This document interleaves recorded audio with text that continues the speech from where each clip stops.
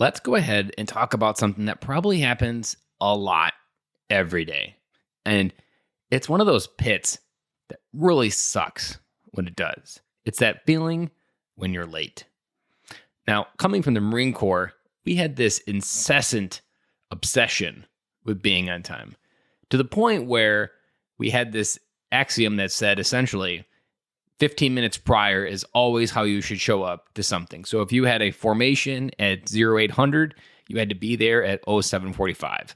And if you weren't there at 0745, you were already late for what needed to happen at 8 o'clock. And 15 minutes prior is kind of this axiom within the Marine Corps of universal that should always be 15 minutes prior to showing up to whatever it is that you need to show up. Now, not everything in life works that well, especially as a dad. You've got kids. You've got to orchestrate them. You've got to get them moving in the direction. You've got to get everything you need to have. So 15 minutes prior is a hard thing to lead towards and even just hold yourself towards and accountable towards. But being on time is one of those that is really hard. That's really what I want to acknowledge here. And I don't think men give ourselves enough grace with this, and we almost look at it as a complete failure when we're not. It may be a failure in the context of, yes, black and white, you missed the mark. But something that I hope has come through on this podcast is this idea of reiterating the process and understanding what didn't work. What could I have done differently to get a better result? Now, also within this idea of being on time is your word, which I think is also tied to why men take it really hard when we're late, is because our word matters. It should matter. Because when I put my word to something, that's me saying I'm going to do it.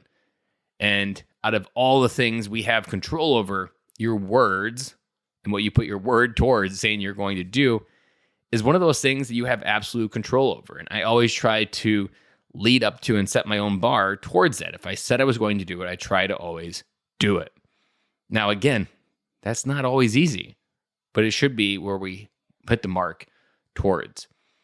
And I think what we also discredit when we don't acknowledge being on time is you're also not respecting the other person's time, especially in the world of Zoom meetings and all the virtualness we've had. When you show up late, you're showing that you don't value the other person's time.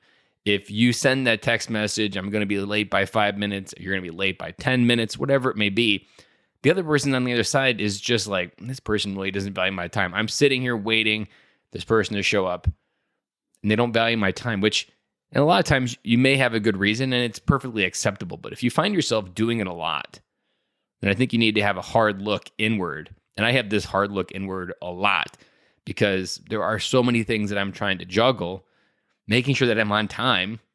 I can't tell you how many times I have a time zone failure for a podcast interview or a meeting or something that I'm supposed to be speaking at.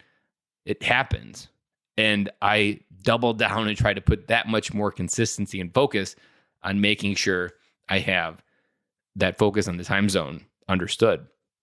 To the point where I've had so many failures in this case, the moment someone either in a Facebook message or a LinkedIn message says, hey, let's have a chat, I almost immediately ask for their email so I can send them a calendar invite, because the most important thing that I have learned to be on time is having a calendar invite that mutually puts the time on each other's calendar within the right time zone at the right time, with also the clear call to action of who's calling who.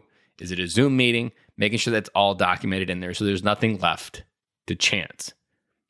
Because when you leave something to chance, something's going to happen. If you're like, yeah, I'll remember, and I'll mentally put that on my calendar, that never works.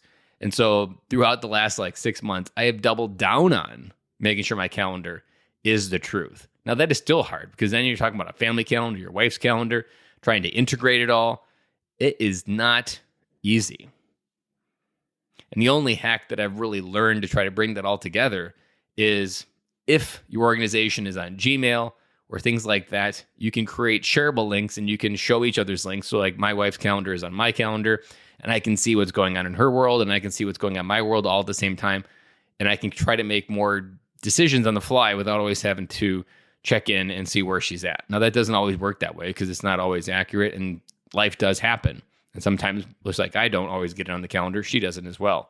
But learning where you can improve engineer out that chance is really where I want you to think about being on time, because it happens. But I want you to remember your word is one of the things that can help you actually be stronger and more confident. The more times you keep your word, the more that you trust yourself. The more times you don't trust your word, the less trust that you have that your word is even worth anything. And you can more think that it feels like garbage than it feels like anything. So today, consciously think about, as you go through your day, are you on time? If you're not on time to things, why is that? And how can you remove those things that are left to chance so there's more predictability in you showing up on time, whether it be showing up 5 minutes prior to Zoom meetings, making sure you have a 15-minute buffer window before, or before you accept a meeting, ask yourself honestly, will the previous meeting end on time before you back-to-back a meeting? All of these things, these little micro decisions matter.